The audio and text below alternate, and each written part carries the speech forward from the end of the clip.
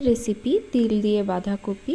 একঘেয়েমি বাঁধাকপি খেতে খেতে বোর হয়ে গেলে নিরামিষ দিনগুলোতে এভাবে বাঁধাকপি রান্না করে একবার খেয়ে দেখুন, এর স্বাদ কিন্তু মুখে লেগে থাকবে। বাঁধাকপি ঘন্ট করার জন্য আমি বাঁধাকপি আগে ধুয়ে নেব, তারপর ঝুরি ঝুরি করে বানিয়ে নেব। আর নেব নতুন আলু, একটু বড় করে কেটে নেব, নুন হলুদ দিয়ে ভেজে নেব। বেশ কিছুটা মটরশুঁটি নেব। মটর ডাল আমি 3 থেকে 4 ঘন্টা ভিজিয়ে রেখেছিলাম, কাঁচা লঙ্কা সহযোগে পেস্ট করে নেব।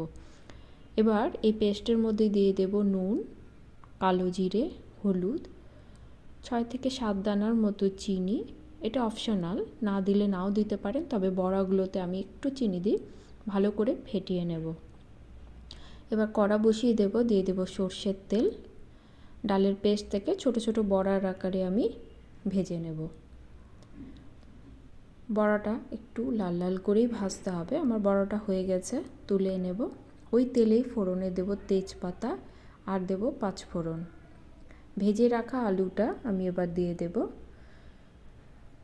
দিয়ে মিনিট খানিকের মতো নেড়ে নিয়ে এর মধ্যে 1 চামচের মতো আদা বাটা যোগ করব।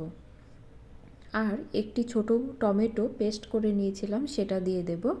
অল্প নুন দিয়ে মশলাটা কষিয়ে নেব। এখানে আমি টমেটো পেস্ট ব্যবহার করেছি, আপনারা চাইলে টমেটো কুচিয়েও দিতে পারেন।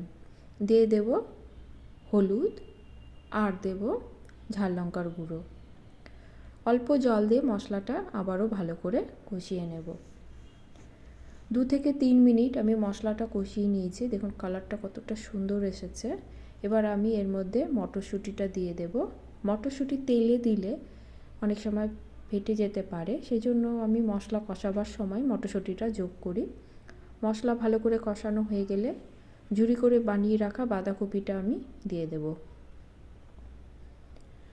বাঁধাকপি দিয়ে মশলার সঙ্গে ভালো করে মিশিয়ে নিতে হবে। গ্যাসের ফ্লেম এই সময় কিন্তু একদম লোতে থাকবে। শীতের সময়ে বাঁধাকপিতে অনেক জল থাকে, তাই এক্সট্রা জল দেবার প্রয়োজন নেই। গ্যাসের ফ্লেমটা লোতে রান্না করলেই দেখবেন বাঁধাকপি থেকে কিন্তু অনেক জল বেরোবে। ঢাকা দিয়ে 2 থেকে 3 মিনিটের মতো রেখে দেব। 2 থেকে 3 মিনিট পরে ঢাকা খুলে দেখে নেব। দেখুন বাঁধাকপিটা কিন্তু আমার অনেকটাই মজে এসেছে এবং অনেকটাই কিন্তু সেদ্ধ হয়ে গেছে। দিয়ে দেব অল্প চিনি। বাঁধাকপির ঘন্টে একটু চিনি দিলে টেস্টটা কিন্তু খুব ভালো আসে। আর দিয়ে দেব বেশ কিছুটা ধনেপাতা। ধনেপাতাটা অপশনাল, আপনারা পছন্দ না করলে নাও দিতে পারেন, তবে আমি শীতের রান্নাগুলোতে একটু করে ধনেপাতা যোগ করি। ভেজে রাখা বড়াটা আমি এবার দিয়ে দেব। ভালো করে মিশিয়ে সব কিছু এক জায়গায় জড়ো করে গ্যাসের ফ্লেমটা আবারও লোতে রেখে 2 থেকে 3 মিনিটের মতো রান্না করে নেব। এতে বড়াতে ঝোলটা কিন্তু ভালো মতো ঢুকে যাবে।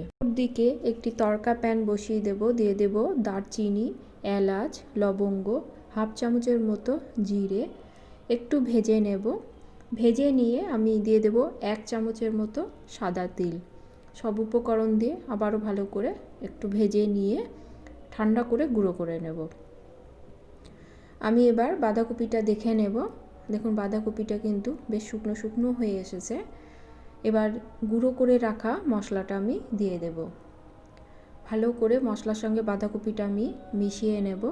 2 থেকে 3 মিনিটের মতো আমি ভালো করে মিশিয়ে নেব।